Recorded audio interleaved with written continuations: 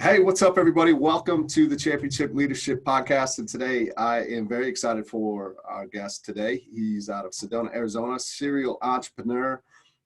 He is he's known as the most connected man that you don't know in Silicon Valley by Forbes magazine. He's the CEO and founder of 15Five. They have their newest program out called 15Five Best Self Academy, and to get all this information, you can go check him out, his company out, the Best Self Academy out at 15, and that's 15, and then 5 spelled out, five.com/academy. You can also check out their blog at 15five.com/blog, and then of course as well their podcast at 15five.com/podcast. They're making it easy for you, so we'll get all that plugged in for you as well, of course, in the show notes. But I'm excited. David Hassell is who we got here today. Like I said, the CEO, founder of 15Five. So thank you so much for being here. Appreciate it. Great to be here, Nate. Yeah, absolutely. So I'd love to kick off the conversation. The name of the podcast is Championship Leadership. So what does that mean to you when you hear championship leadership? Yeah, that's a great question. I think that one of the things we've been talking about internally inside 15Five is this idea of being world-class. Like, what does it mean to be world-class? What does it mean to arrive in a market where, we actually showed up early to this market years before the category that we're in started to really take form. And now we're in a very, very heavily competitive market with equally well-funded competitors. And, I basically told the team, we've just arrived in the Olympics. And what's required for us to be able to further our mission and to build the company and reach our potential is to be world-class. And so I think it requires a level of leadership, and throughout the entire company that is about being the best that you can be. Striving for, the ethos of being a champion, right? What does that look like? Champions have a different way of thinking about the world and about themselves and the impact that they can have and what's required to be a champion, right? I mean, it takes intention, training, and very, very high integrity.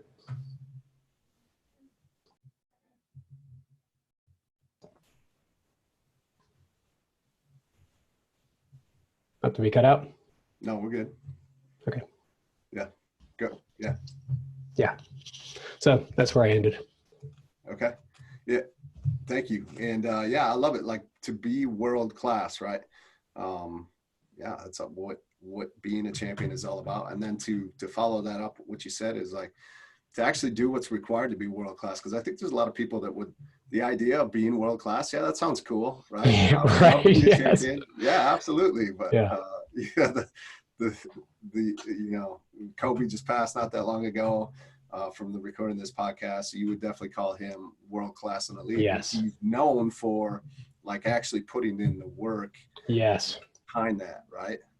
I've been a competitive athlete before. So I was a competitive swimmer in high school, a competitive rower in college. I was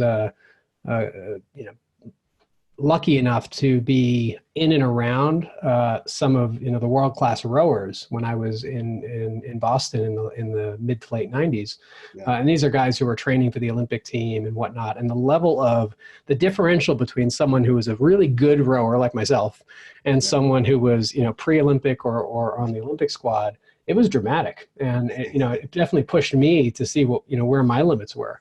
But the level of dedication and performance and training that's required to get to that level, I've experienced it, and I never made it. It wasn't something I pursued in that domain, but it definitely left a strong imprint on me. Yeah, and it is a mentality. Not everyone's going to be world class, but if you have that work ethic and you push yourself, you have that drive to be the best that you can be, right? Like to really. That's right.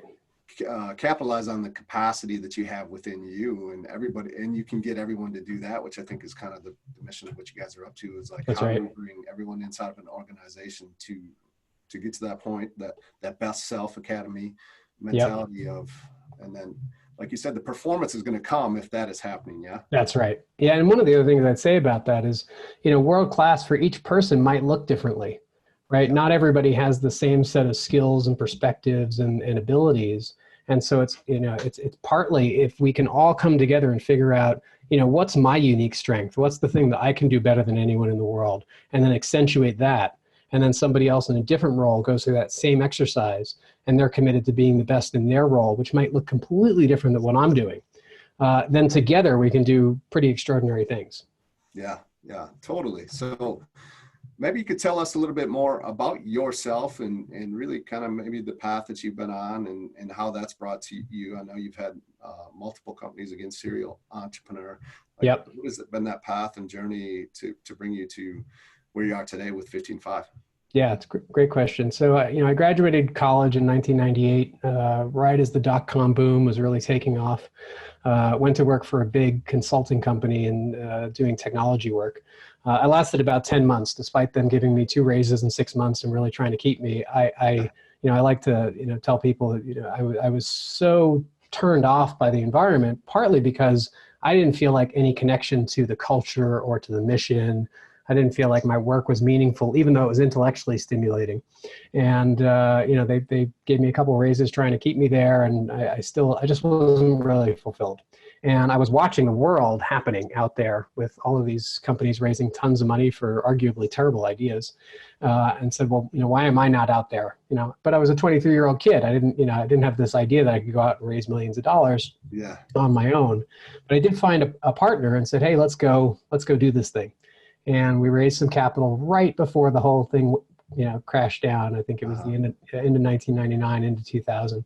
And we were building an advertising technology platform. And I was just happy to be making my own path, working on something that maybe I could make some money and building something cool. But I didn't really have this real ethos around doing work that's actually inherently fulfilling and purposeful and that would make an impact at that time. But I did find myself 6 or 7 years in feeling a little bit empty and hollow.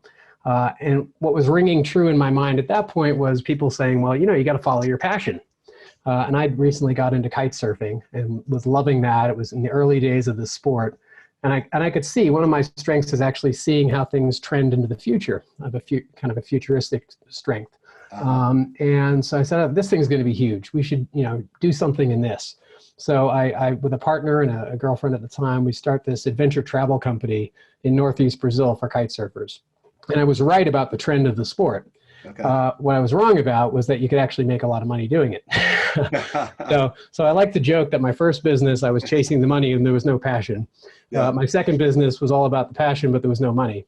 And then I finally woke up and said, well, wait a minute, can I bring these two things together? And that was really the kind of start of the genesis of the exploration of what eventually became 15Five.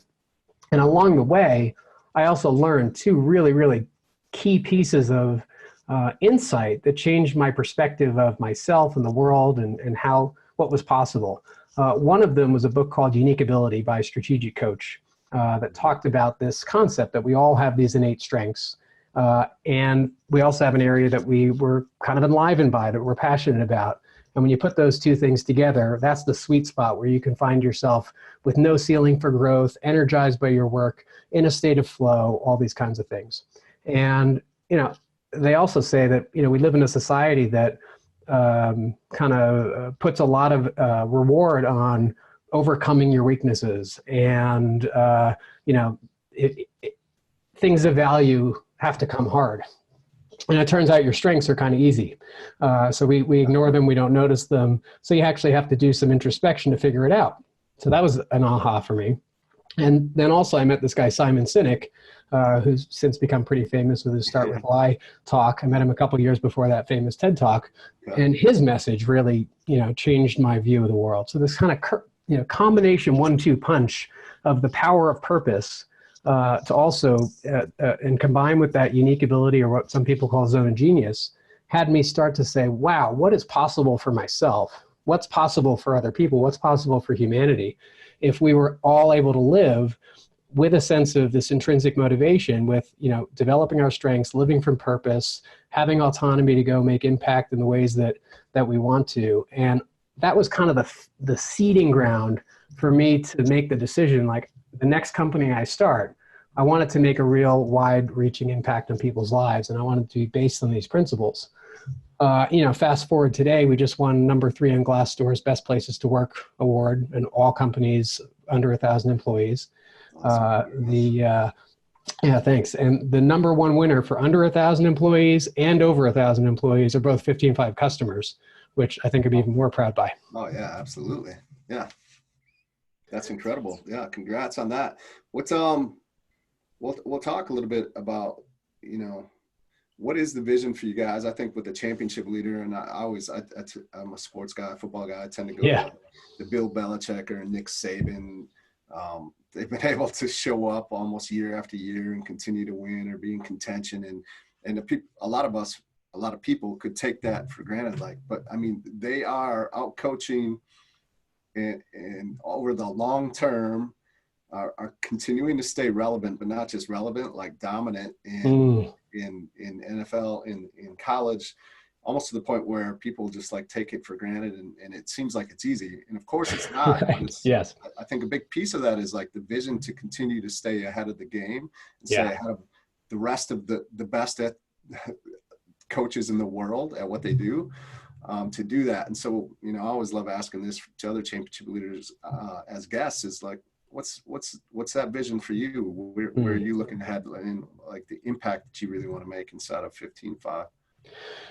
Yeah, and I would say that this is where the leadership piece comes in, and not just the management piece. Mm-hmm. We have a really, really big vision about changing the entire paradigm of work from one where companies thrive at the expense of their people to one where companies thrive because they're supporting their people and thriving. I actually think it's a far better model that's more sustainable.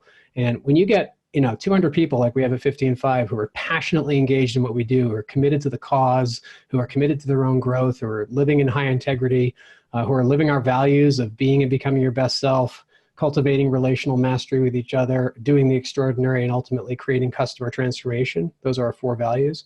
We're actually living that. And it creates a completely different paradigm and potential for success.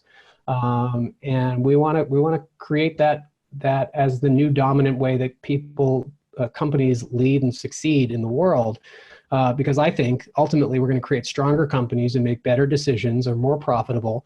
And the human side of it, we start caring more about the people in our organizations, right? They're more fulfilled. They come back and bring that energy back into their families and communities, and we end up with a much better society. And so for us to do that, I mean, that's a grand vision. Yeah. And we're in a very competitive space where probably only 1 or 2 companies are going to get to be able to vie for the highest echelon of what's possible. And so we've got to compete. Yeah. And we have to have an edge. We got to, think like those coaches, both holding the long-term vision, but also being grounded in the reality of the day-to-day. Every day we have to perform. And we have to, the gold medal winner just has to be a slight bit better than the silver. It's not, but it means having an edge. Yeah, it means having an edge in the training and the thinking and the strategy and the approach and, all of it. Yeah, well, I love that, the really investing in fostering that in your people versus just using your people to get what you want. Right. I mean, it really does make so much sense, and yet I don't think that is as commonly practiced as it probably should be. And so it's not yet. Yeah, not yet. You guys are. Right. That's why we're here. Yeah, that's why we're here. That's why 15.5's their Best Self Academy. And so, of course, you have, well, not of course, but you do. You've implemented this first into your team. And it's like you live and teach, or you live what you teach and preach, right? And now You're taking this and you're like, hey, we got the model. This is exactly what we do. We're not just talking about it. Yes. And, talk about that process. And is it a major shift to get these companies to take this on, or what do you see? It is. It's a major shift in that, I think when we were a 10-person company and running, had this vision and a lot of intuition, it's hard to go out and tell somebody who's 100 people like, hey, you should listen to us. Yeah. Now we're a 200-person company and we're winning all these awards, Inc.'s Best Places to Work, #3 on Glassdoor, one of the top companies and best places to work with Forbes in San Francisco, with a #2 company behind Asana. And so we have some of the proof now. So, Yeah. Our intuition was right. And then along the way, we picked up an incredible director of people science who is partnered with all the leading academic institutions, validating all the things that we intuitively knew to be true. Mm-hmm. And then also informing and furthering our kind of philosophy and ethos. So we've developed a really concise and coherent philosophy that just works. It's grounded in science, it's grounded in the results, and people can go and learn about this for free on the Academy. You can become Best Self-Management Certified, which is really cool. Now, at the same time, not everyone's ready for this. It's a big shift. Yeah. And so, you've also got to meet customers where they're at, right? Yeah. There's a concept there's a psychological influencing concept called pacing and leading, that, you want to be able to meet somebody and pace with them, and then you build trust, and then you can lead them. And I think that there's a fine line and there's an art between, having a stand for the future and saying, like, this is where things need to go, while also helping people along that journey. So, and we're still in that learning process on how to best do that. Well, I think that's an important characteristic of a great leader as well, is just, there are the leaders, and more so of the past, and where it's like, hey, this is my way or the highway. This is how it's done, what we do, versus like, yeah, this is definitely what we see and believe is the best path, but also like realizing that that's not going to work for everyone, and meeting them where you're at, just like you said, in that pacing. And that's rare too nowadays, but championship leadership at its best, definitely. Mm-hmm. What's I'd also say part of it is like understanding what they want. You really got to get into the world of, like, if you're a coach, right? It's like, you have to inspire people to be their best, but it's got to come from them. Like, you can't, it's not up to the coach to push. I mean, you can push, but it's not the coach's 100% responsibility. It's 100% responsibility for the coach or leader, and 100% responsibility for the people. And I think a great leader, a great coach knows how to understand what that person really wants and support them in claiming it for themselves, and then helping them see what they can't see and find the way. Yeah, great point. Yeah, absolutely, 100%. What's maybe you could talk to us a little bit, because I think this helps, especially with the listeners. What's maybe a critical point or turning point in your life where, you're kind of that fork in the road moment, and had you not made the decision you did, you could be completely somewhere different, right? Because I think there are a lot of people in that space right now, especially listening, where they kind of feel like, man, I want to go this path, but a lot of things are trying to kind of pull me maybe the easier, what we would say the easier, quote unquote, safer route. Yes. Is there something that comes to mind for you where you did make the decision you did, and that has you here today, but had you not, it could be very different. It could be a very different reality for you right now. Yeah, I have a number of those in my life, and some of them were just completely unexpected, like completely unplanned for.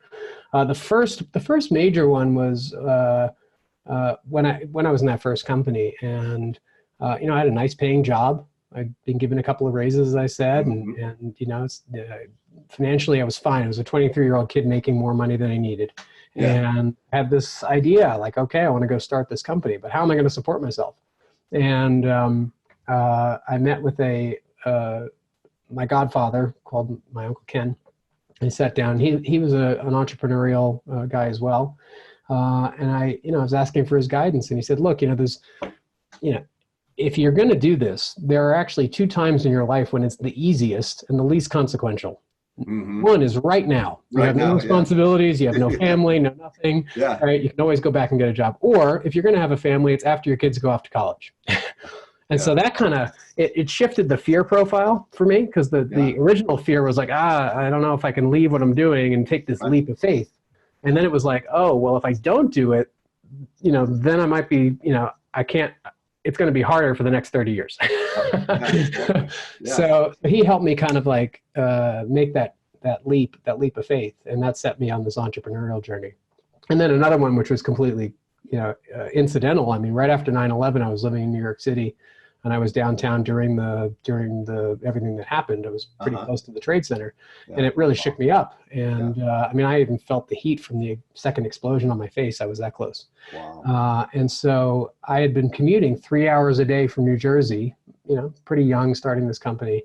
And I was like, what am I doing with my life? I'm spending 3 hours a day on buses and trains. I just need to make this happen. I'm going to move into New York. Decided to move in with a roommate from college. And 3 days before the end of the month, it falls through. And I have to scramble to find somewhere to live. So I eventually find this ad in the Village Voice, go visit this guy who's a Brazilian guy on Park Avenue South, decide I'm going to camp out here for 3 months while I find something more permanent. 3.5 years later, I'm still living there. And I've fallen in love with Brazil. And, I met the guy who taught me to kite surf and ended up doing this kite surfing business. Then I move out to the Bay Area and I get looped into this entrepreneurs venture capital event on Maui for kite surfers, which gives me connection to an incredible network that helped me start 15.5. And, I think back, I'm like, gosh, if I'd never picked up that ad in the Village Voice, my life would be completely different. Yeah. It's wild. Yeah, well, and I mean, it really goes back to, you spending 3 hours in commute, and it's like, yes, man, it's really what I want. And exactly, it's not what I want. A lot of people make a change. Continue to make that ride and just not even think about it, and just, but yeah, transfer. I was wondering when you were talking about the company and the kite surfing in Brazil, like, what was that connection there? And you just made it, so yeah, exactly. And the other piece that you said, as far as the first one, your godfather, your Uncle Ken, and it's really, because like you said, when you're 23, I think back to when I was 23, I was a kid. I was still a kid. And to have more money than you need. And it's easy for us to probably look back and say, yeah, it was an easy decision, great decision. But had you not had someone like that in your life, maybe you don't leave because everything is kind of all right. And it's like, I don't know, what should I go do something else? And so just the importance of having those people, those leaders in your life that you can look to and talk to. And I mean, do you still have, I would imagine you do, but like, yeah, do you still have those types of people in your life that you can go to? And I do. Yeah, I do. I have some great business partners. I have other people that I connect with who I respect. And, when there are key decisions that I need to make, I have people I lean on. But I will say, it's interesting, I think about that and it's more comfortable to maintain the status quo because it's what we know. There's unknown fear, right? The fear of the unknown and what is going to happen or what might go wrong, I think keeps a lot of us from making, even subtle changes that could change the course of our life. Mm-hmm. And I think I read something that Tim Ferriss wrote once where he said, making some of these decisions, what he would do is actually, he'd write down all of the worst case things that could possibly happen if he did it. And then next to that, let's say he did it and then 3 months later decided he wanted to reverse it. What are the things he'd have to do? And like 9 times out of 10, he'd look at it and say, well, that's not that bad. Yeah. And so once you actually get it out of your head and clarify it, the fear is not as big as the resistance isn't as big as it is. Yeah. So it's a great practice. No, that's a great practice because it's so true. Yeah, we just build up these stories in our head, like worst case scenarios of things that would, 99.99% of the time never happen. Right. It can keep you from living that life that you really want. That's right. And I'm a big proponent of like, man, it's always worked. It always works out. Like even if it doesn't work out, like it's going to work out. Right. So that's right. That's a big thing for me is that. So what is there anything else before we do wrap this up that you would like to tell us about what you got going on with 15.5 Best Self Academy and as we wrap this up? Yeah, I mean, I think the only thing I'd say is I think it's important to understand if you're wanting to lead, if you're wanting to be a champion leader and a world-class leader, you really got to get good at people, right? You really got to understand, you got to get good at listening and having high integrity yourself. And I think, our platform, what we're trying to do is make sure that we give the structure. And then you've also got to make sure that if you're leading a bunch of managers, that they're doing the right things, having the right conversations. So that's what we've tried to do is productize essentially what the skills and practices that the best managers in the world naturally do into a structure that you can put in your company and anyone can follow that. And then on top of that, being open to this best self concept, looking for yourself at who are you? Have you done your own work and introspection on understanding your strengths and what drives you and motivates you? And, I think that I met John Mackey a couple times. He's the founder of Whole Foods. And he said, his belief was an organization can only grow to the consciousness of the leader. To the level of consciousness of the leader. And so I think it really is beholden if you're in a leadership position, that actually your leadership starts with working on yourself, not working with your people. Yeah. Yeah, we talk about that all the time. I mean, yeah, I mean, leadership is it all starts with you, right? You got to lead yourself first before you can That's lead right. anyone else. And so I love the Best Self concept, Best Self Academy. I mean, there's no possible way to lose like Right, in life exactly. if you're focusing on that and yourself, and then just the outside external benefits to that is just it flows over and can't help but lift everyone up, like you said. So Exactly. thank you so much. What are one or two things maybe you could leave with the listeners as we do wrap up that if they implemented today, it would help them move forward today? Yeah, I would say for yourself, if you've never actually done the exploration of your own strengths, Mm-hmm. or understanding of this concept of unique ability or zone of genius, go get the book Unique Ability from Strategic Coach and/or The Genius Habit by Laura Garnett. There's two different approaches for identifying this in yourself. Do the work for yourself, roll that out with your team, and I guarantee you're going to have pretty amazing benefits. I'd also look at Simon Sinek's work, rewatch his famous Why TED Talk. And if you haven't clarified your why, your organization's why, those two things will give you, I would say, 80% of the foundation for creating something extraordinary. And then, of course, plug my own product. If you're running a team of anywhere from 3 to 3,000 people, 15.5 will definitely help supercharge things. Yeah, absolutely. So yeah, thank you. And definitely, I think the biggest thing if you're spending the time and you're listening to a podcast, like take the next step and implement it and put it into play for yourself so that you can actually really get the benefit from it. So I highly recommend you guys listening to go and do that and check those resources out, as well as 15.5. Let's wrap this up and just remind the listeners, like, what are a few ways that we can find out more about you and follow you and what you got going on with 15.5. Yeah, it's great. You can follow me personally on Twitter at Hassell, DHASSELL. As Nate mentioned, 15.5.com/blog/podcast/academy. A lot of great resources that, we do a great podcast on best self-management where one of my co-founders and I explore all the different nuances of leadership and high integrity leadership and how to create extraordinary cultures. So definitely tune in there, leave us a review if you like it, and appreciate it. Absolutely. I appreciate you. Thank you so much for taking some time out of your day to join us here in Championship Leadership. Likewise. Thanks so much. All right.